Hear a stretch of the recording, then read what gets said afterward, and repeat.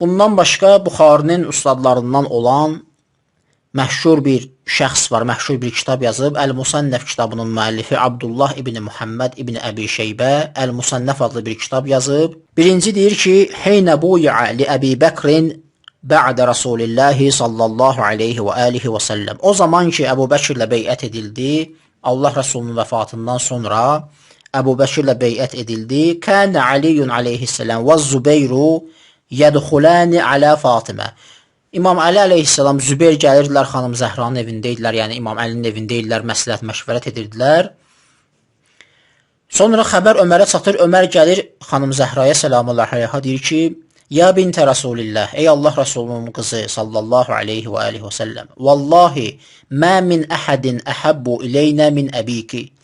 Allaha and olsun ki, bizim üçün sənin atandan daha sevimli bir şəxs yoxdur.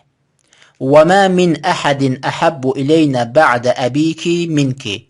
Və həmçinin də Allaha and olsun ki, atandan sonra bizim üçün səndən sevimli bir şəxs yoxdur. Və əymullah, Allaha and olsun, and içir.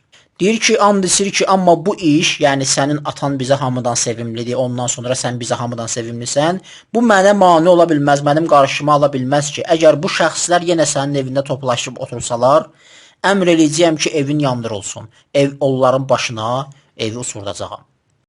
Fatimə radiyallahu anhə ən gözəl nəsə var, onun üçün həmişə misaldır. Həm iffətdə, həm həyada, həm örtülməsində, həm imanda, hər bir şeydə misaldır. Xüsusən müsəlman qadın üçün. Aydındır qardaşlar? Yəni misaldır Fatimə radiyallahu anhə. Ömər ibn Xattabın qaynanası. Bunu yaddan çıxan heç var.